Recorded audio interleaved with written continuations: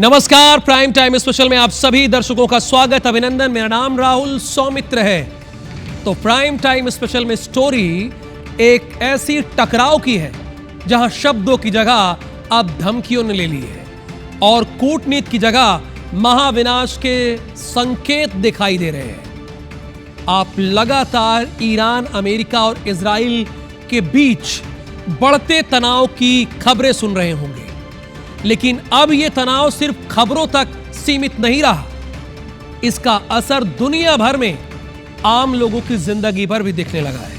हालात इतने गंभीर हो चुके हैं कि यह टकराव अब सिर्फ एक सामान्य युद्ध नहीं, बल्कि एक बड़े खतरे की तरफ बढ़ता जा रहा है। असल में अमेरिका के राष्ट्रपति डोनाल्ड ट्रंप ने ईरान को लेकर कड़ी चेतावनी दी है।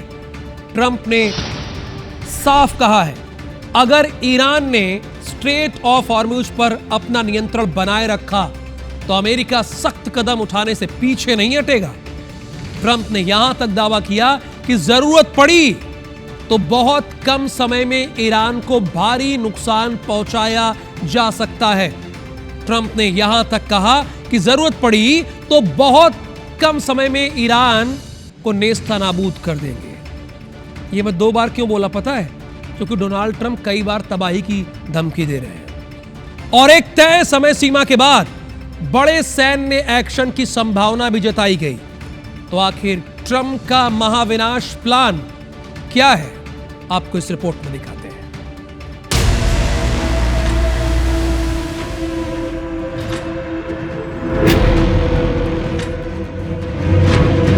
The entire country could be taken out in one night. Trump का ऑपरेशन कयामत, एक झटके में खात्मे की धमकी। The entire country could be taken out in one night, and that night might be tomorrow night.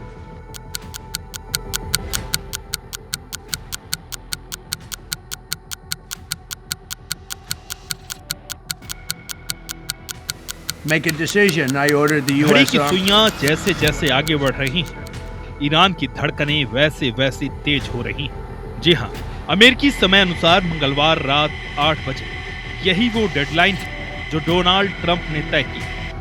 Trump का गुस्सा अब उस मुकाम पर है जहां कूटनीति के शब्द खत्म होते हैं और बारूद की भाषा शुरू होती है। ट्रंप ने साफ कर दिया है कि अगर हॉर्मुज जल डमरू मध्य की लहरों पर ईरान का कब्जा बरकरार रहा तो फिर समंदर का पानी नहीं बल्कि आसमान से आग बरसेगी। दुनिया के सबसे अहम समुद्री रास्ते को खुलवाने के लिए अमेरिका ने अपनी पूरी ताकत झोंक दी है।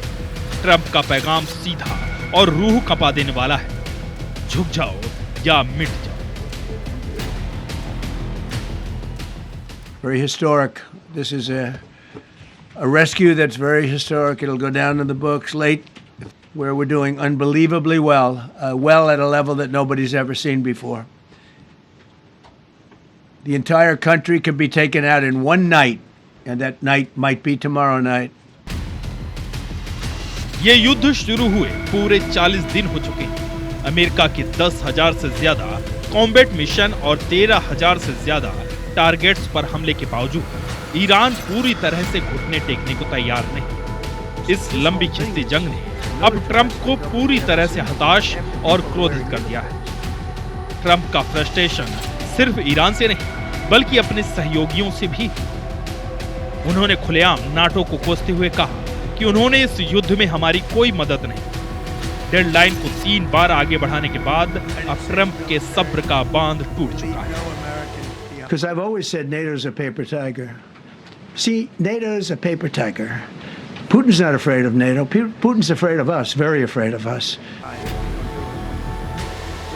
इस पूरे मसले पर डोनाल्ड ट्रंप के शब्द किसी हॉलीवुड एक्शन फिल्म के विलेन या किसी एंग्री हीरो से कम नहीं। आइए आपको सिलसिलेवार तरीके से बताते हैं कि ट्रंप ने क्या क्या कहा है।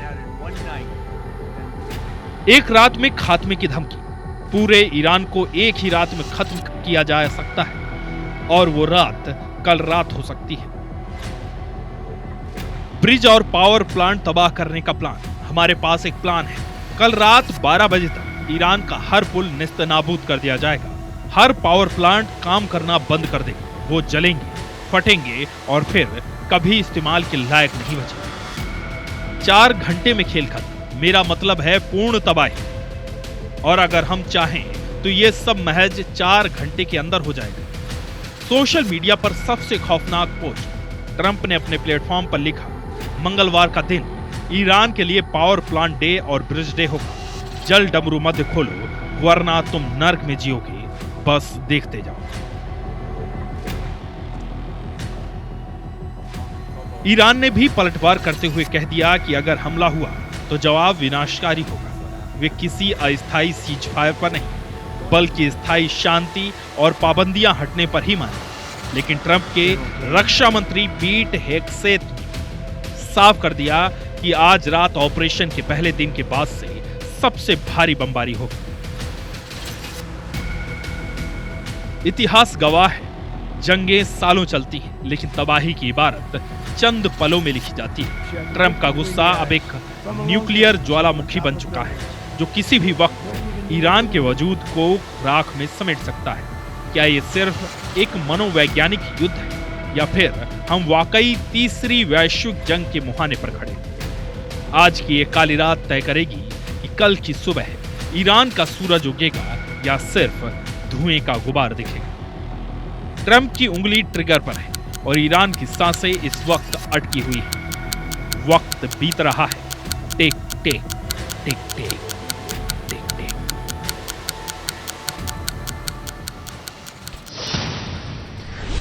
इसी बीच ट्रंप ने ईरान के इस्लामी शासन को लेकर बेहद गंभीर और चेतावनी भरा बयान दिया और कहा कि आज रात इतिहास का सबसे बड़ा मोड़ आ सकता है। ट्रंप ने अपने social media platform truth social पर पोस्ट करते हुए लिखा कि आज रात पूरी सभ्यता खत्म हो सकती है, जिसे फिर कभी वापस नहीं लाया सकेगा।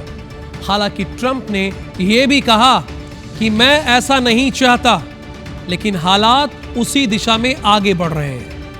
अपने बयान में ट्रंप ने संकेत दिया कि ईरान में सत्ता के भीतर बड़ा बदलाव हो चुका है और अब वहां ऐसे लोग मौजूद हैं जो ज्यादा समझदार हैं और कम कट्टर विचारधारा रखते हैं। इतना ही नहीं, ट्रंप ने 47 सालों के ईरानी शासन पर सीधा हमला करते हुए कहा कि ज्यादती, भ्रष्टाचार, मौत का जो सिलसिला चला आ रहा था उसका अंत अब हो सकता है। तो ट्रंप बार बार चेतावनी, बार बार डेडलाइन और हर बार बदलता हुआ वक्त। ट्रंप ने कई बार धमकी दी इससे पहले कि सभी डेडलाइन जो हर बार आगे खिसक दी गई, एक नजर डाल लेते हैं और आपको भी बताते हैं। तो पहली जो उनकी डेडलाइन आई वो 21 मार्च को आई। उन्होंने कहा कि 48 घंटे का वक्त देते हैं ईरान को। इसके ठीक 2 दिन बाद फिर आ गए, यानी 23 मार्च। उन्होंने कहा कि 5 दिन की मोहलत देते हैं, ईरान सुधर जाए, अभी भी वक्त है। फिर एक बार 27 मार्च की तारीख आती है और इस बार डोनाल्ड ट्रंप यानी अमेरिकी राष्ट्रपति 10 दिन की मोहलत देते हैं कि हम चाहें तो 10 दिन में युद्ध को समाप्त कर देंगे, और ये अल्टीमेटम नहीं, आखिरी बार कह रहे हैं। अब इसके बाद ये 10 दिन के बाद की अगले 10 दिन मुश्किल भरे होंगे। 1 अप्रैल को फिर ट्रंप आते हैं और वो कहते हैं कि जो ईरान है ना, 2 से 3 हफ्ते में उसे बहुत कुछ भुगतना पड़ेगा, घुटने पे आ जाएगा, वो नतमस्तक हो जाएगा। अब तारीख थी 1 अप्रैल, हालांकि 2 अप्रैल को फिर आ जाते हैं, क्योंकि बहुत लोगों ने सोच लिया होगा कि अप्रैल फूल बनाया, 1 अप्रैल को तो अप्रैल फूल है। 2 अप्रैल को आके फिर वो कहते हैं कि 2 से 3 हफ्ते का वक्त है जब ईरान को हम खत्म कर देंगे। फिर एक तारीख आती है, यानी 2 दिन बाद 4 अप्रैल, 48 घंटे में ईरान को घुटने के बल ला देंगे। ये टाइमलाइन हम चला भी रहे हैं, जो कहा अमेरिका के राष्ट्रपति हैं। अब 4 अप्रैल को 48 घंटे का टाइम दिया, फिर 6 अप्रैल को धमकी देते हैं जो अमेरिकी समय अनुसार कि 7 अप्रैल रात 8 बजे ईरान को नक्शे से ही मिटा देंगे। आप जब वर्ल्ड का मैप देखेंगे तो उस मैप में ईरान रहेगा ही नहीं। ये भारतीय समयानुसार बुधवार को सुबह 5:30 बजे ये अमेरिका के राष्ट्रपति धमकी दे रहे हैं। यानी जब आप हो सकता है सो रहे हो, नींद की आगोश में हो, तो ये ईरान नक्शे से खत्म हो जाए। ऐसा मैं नहीं कह रहा हूं, ये कह रहे हैं डोनाल्ड ट्रंप। क्या इस बार सच में टाइम बम फटेगा या फिर एक और डेडलाइन सामने आएगी जो लगातार सामने आ रही है? तो ट्रंप का हाथ ट्रिगर पर है, लेकिन अगर वो ट्रिगर दब गया तो क्या होगा, है ना? क्या वाकई एक रात में एक पूरा देश पाषाण युग में जा सकता है? आज हम आपको दिखाएंगे ट्रंप के उस सीक्रेट प्लान की इनसाइड स्टोरी जिसे नाम दिया गया है ऑपरेशन एपिक फ्यूरी। ये सिर्फ युद्ध नहीं, ये ईरान के अस्तित्व को मिटा देने वाला वो जूम इन हमला है जिसकी तपिश आपकी जेब तक पहुंचेगी। देखिए महाविनाश का ये पूरा अंक गणित।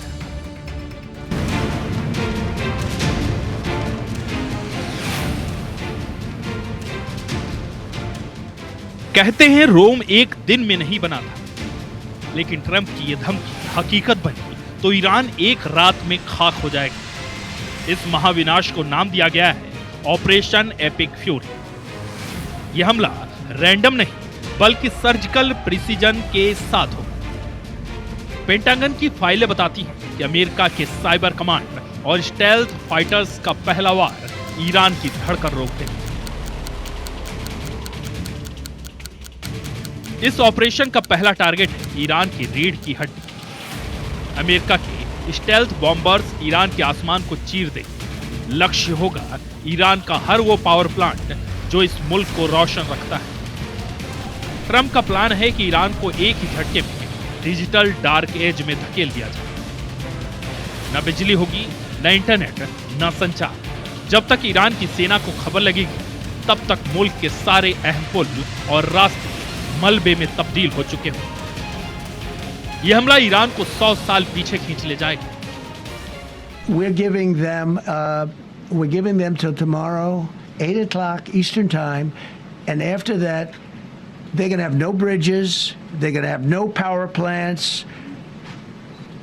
Stone Ages, yeah, Stone Ages. लेकिन ये आग सिर्फ तेहरान तक नहीं रुकेगी। ट्रंप के इस फ्रस्ट्रेशन की कीमत पूरी दुनिया चुकाएगी।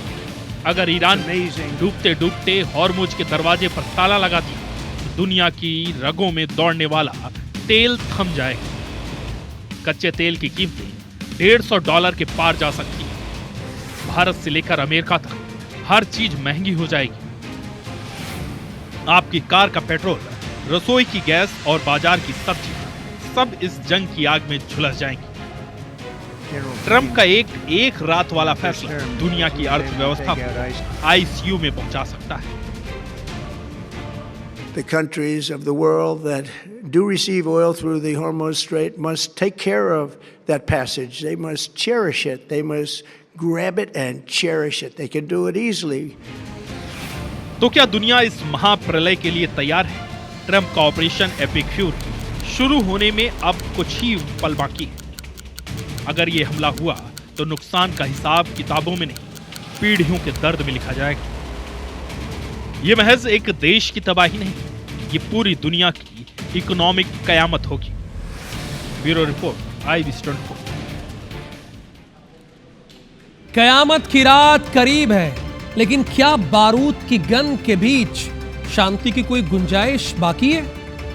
ट्रंप ने आखिरी अल्टीमेटम दे दिया है, या तो समझौता करो या फिर विनाश के लिए रेडी रहो। लेकिन इस तनाव के पीछे एक ग्रेट चेस बोर्ड बिछाया गया है। यानी ये क्या है? कौन है वो जो पर्दे के पीछे से इस महायुद्ध की डोर थामे हुए है? क्या है अमेरिका और ईरान के वो 10-10 पॉइंट्स जिन पर पूरी दुनिया की सांसें अटकी है? और सबसे बड़ा सवाल, क्या इस पूरे खेल में पाकिस्तान का भी कोई हाथ है? The entire country can be taken out in one night, and that night might be tomorrow night.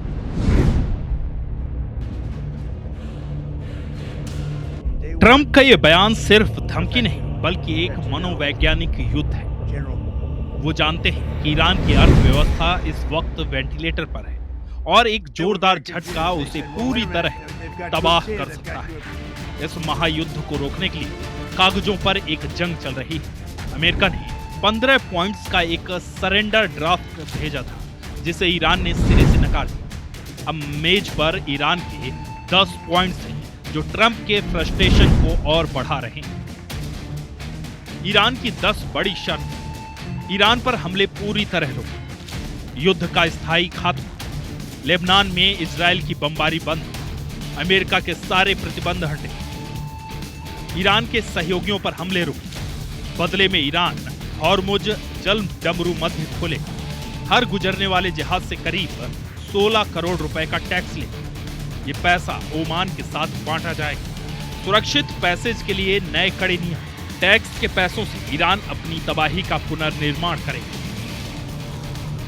उधर ट्रंप के 10 पॉइंट्स का सार है: ईरान अपना न्यूक्लियर प्रोग्राम हमेशा के लिए खत्म करे और बिना किसी शर्त के रास्ता खोले। ये वो शर्तें हैं जिन्हें मानना ईरान के लिए सुसाइड करने जैसा है। लेकिन इस खूनी ड्रामा के पीछे असली शतरंज कोई और खेल रहा है। पाकिस्तान, ओमान और तुर्की। दुनिया हैरान है कि क्या पाकिस्तान इस युद्ध को रुकवाने वाला मसीहा बनेगा। रिपोर्ट बताती है कि पाकिस्तान के प्रधानमंत्री और आर्मी चीफ सीधे वाशिंगटन और तेहरान के बीच शटल डिप्लोमेसी कर रहे हैं। पाकिस्तान ने ही 45 दिनों का शांति प्लान मेज पर रखा। अब सवाल यह है कि आखिर पाकिस्तान ये खेल क्यों रहा है?